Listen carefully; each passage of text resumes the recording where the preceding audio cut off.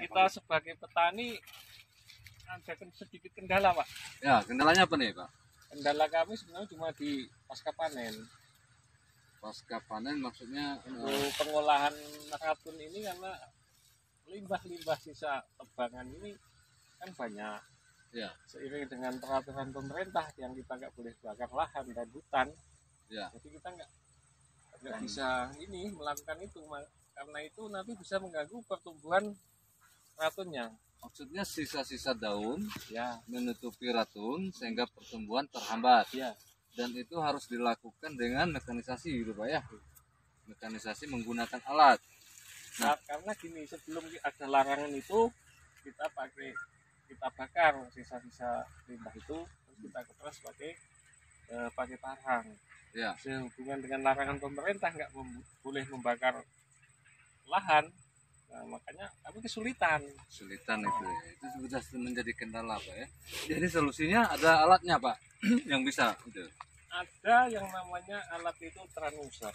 Transmuser. Itu alat untuk mencacah sisa-sisa limbah sisa panen ini, daun-daun ini. Ya. Tuh. Limbah daun-daun ini digunakan alat transmuser Ya. untuk mengolah daun ini menjadi bahan organik. Ya. Itu sudah ada teknologinya Pak ya? Alatnya ada, Pak. Alatnya ada, cuman ada kita belum punya. Kalau Tapi bajaknya memang- kita punya, Pak. untuk bajaknya ya. Nah, jadi itu bagian implement dari bajak. Jadi kita butuh implement itu Ya. untuk melakukan pengolahan daun tadi ya. Nah, itu kalau kita punya alat itu banyak keuntungan, Pak.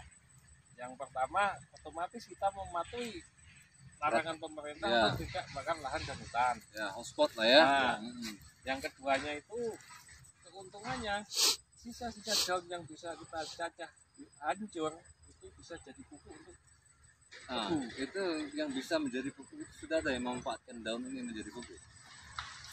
Saat ini belum ada. Ini kita sudah mulai perencanaan. Kalau kita ada alat transmuser tadi, daun-daun ini kita lanjutkan, kemudian kita semprot pakai bahan organik, Pak. Seperti Coba. ada M4 ya, pakai M4 ya. M4, Oh, iya. M4 ada TK. Maksud saya sudah pernah ada yang coba. Kalau untuk dari daun tebu belum, Pak. Cuma kalau dari sampah-sampah yang lainnya sudah. Oh ya, boleh nanti kita pelajari lebih lanjut. Kalau di perusahaan mungkin ada yang pernah coba itu pakai daun-daun ini Sudah. sudah dimanfaatkan Sudah sebagai bahan dimanfaatkan. organik. Ya, berarti kan sudah ada yang pakai. ya kebetulan kemarin itu dari perusahaan itu istilahnya uji coba alat itu di lahan kami yang di ujung desa itu, di lahan kami yang 4 hektar itu di transmuser.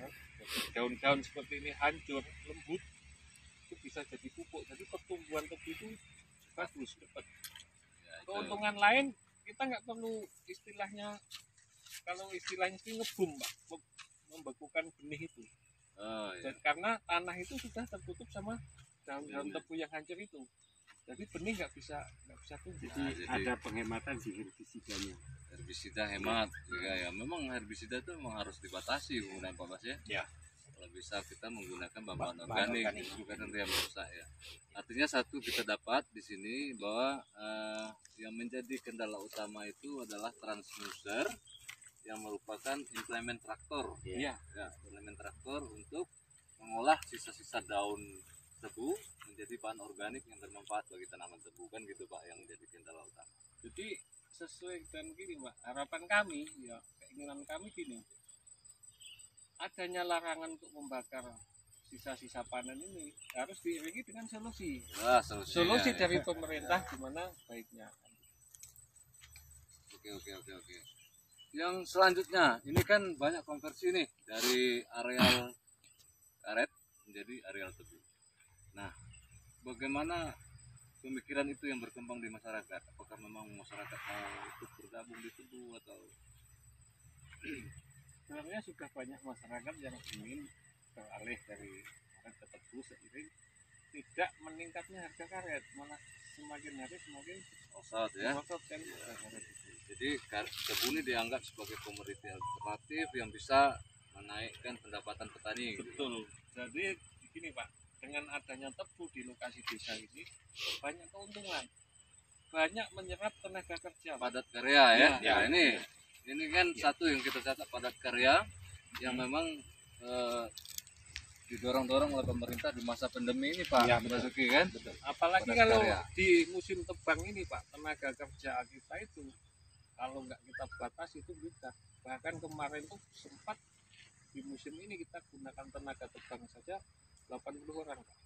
80 orang tenaga Nah, kerja. kalau 80 orang satu hari saja 100, sudah 8 juta kita untuk bantu. Keluarkan biaya. Jadi rata-rata Pak untuk biaya padat karya dalam 1 bulan ini yang kita bayarkan ke petani ini di angka 250 juta.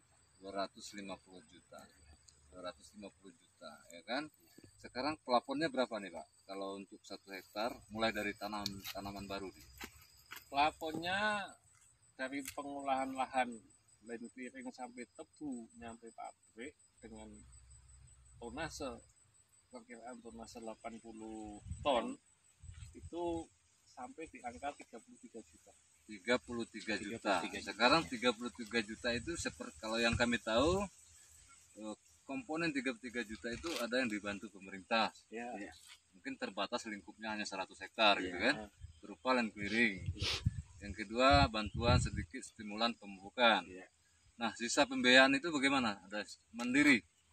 Ya sebagian kita ada yang Pinjaman? mandiri, sebagian kita pinjam ke perusahaan Pak. Oh, perusahaan memfasilitasi. Nah, itu, jadi ya. nanti akhir tahun atau akhir tutup billing di bulan Desember kita bayar utang. Ya. Artinya tinggal kurangi ya. Artinya hadirnya komponen pembiayaan yang dibantu pemerintah cukup meringankan, Cukup membantu Pak, mengurangi biaya petani. itu yang poin Maka- yang kita harapkan. Kalau besar harapan kami untuk tahun kedepannya, bantuan untuk pemerintah ini lebih ditingkatkan lagi. Ditingkatkan Iya. lagi. Nah, jangan cuma Harapan land ya. clearing atau pupuk.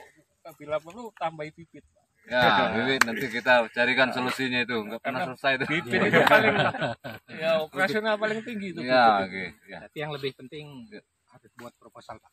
Ya.